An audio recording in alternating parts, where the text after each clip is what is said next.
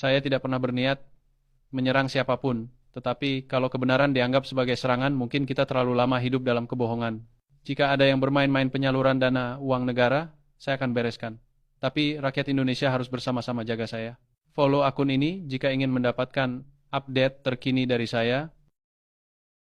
Assalamualaikum warahmatullahi wabarakatuh. Teman, katanya sekarang saya harus hati-hati. Harus baca teks. Kalau nggak tersesat katanya. Salah ngomong biar aja tapi ya. Kalau nggak salah ngomong nggak seru ya.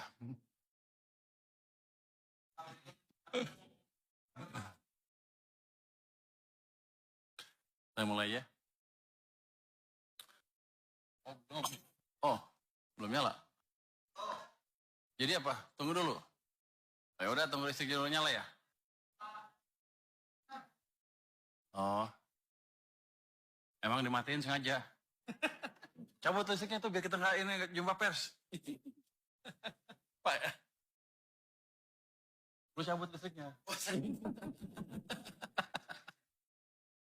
Udah, belum ya? Belum juga. Tadi saya udah makan cabai hijau tuh.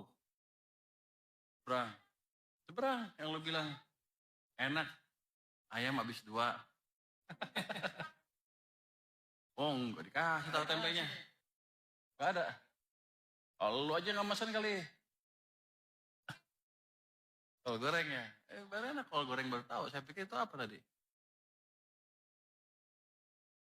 Udah. Siapa ya? Tadi belum mulai.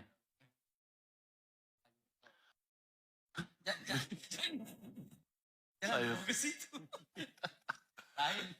Dunia investasi itu kejam, banyak tukang kibulnya. Yang pertama mesti mereka waspadai adalah kalau ada investasi yang menawarkan keuntungan yang terlalu tinggi dan dijamin, pasti bohongnya.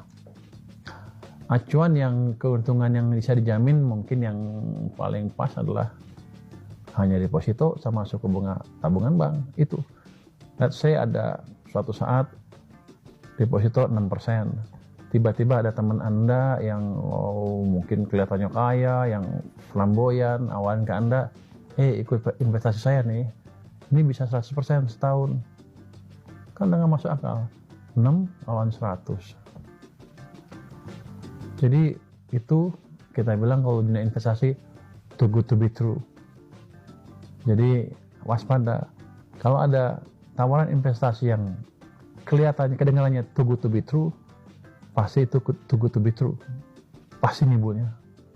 Gitu. Jadi kalau untuk investasi, kalau Anda punya uang ya tabung, mulai gaji tabung sedikit-sedikit ya. Kalau gajinya banyak mungkin 40% bisa tabung.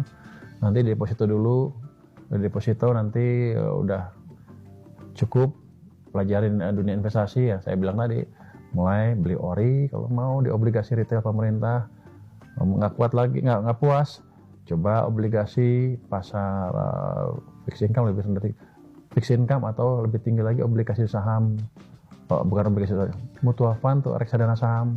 Reksadana tadi maksudnya bukan obligasi reksadana ya, reksadana fixed income, kemudian reksadana saham yang lebih fluktuasi lagi.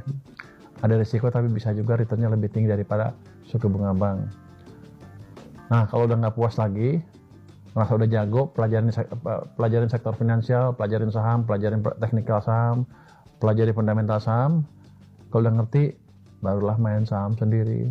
Jadi masuk ke dunia situ, jangan tanpa pengetahuan. Kalau nggak puas lagi, mau yang lebih menantang lagi, Anda bisa masuk ke pasar kripto. Tadi ada emas lebih stabil ya, di bawah sana, di bawah yang nggak berisiko setelah deposito mungkin emas. Tapi kripto itu menarik, Anda bisa punya untung besar, tapi kalau Anda nggak ngerti, uang Anda akan habis dalam waktu singkat. Jadi, tapi bukan sesuatu yang tidak bisa dipelajari. Pelajari dengan baik. Saya punya murid, anak didik ya, yang saya ajarin sedikit, terus saya ngerti kripto. Ngerti teknikal, ngerti fundamental segala macam. Dalam 2 tahun dia masih bisa ngumpulin uang dari 500.000 ke sekarang mungkin sekitar 50 miliar rupiah. Tapi tadi dia belajar betul fondasi, fundamental, pengetahuan dasar, ekonomi dia belajar, saham dia belajar, teknikal dia belajar. dia ngerti apa pergerakan suku bunga The Fed, dia ngerti dampaknya ke setiap pasar seperti apa. Jadi kuncinya adalah pahamin instrumen investasi yang Anda invest dan pelajari juga faktor-faktor yang menyebabkan alat investasi tadi naik atau turun. Jadi Anda nggak rugi.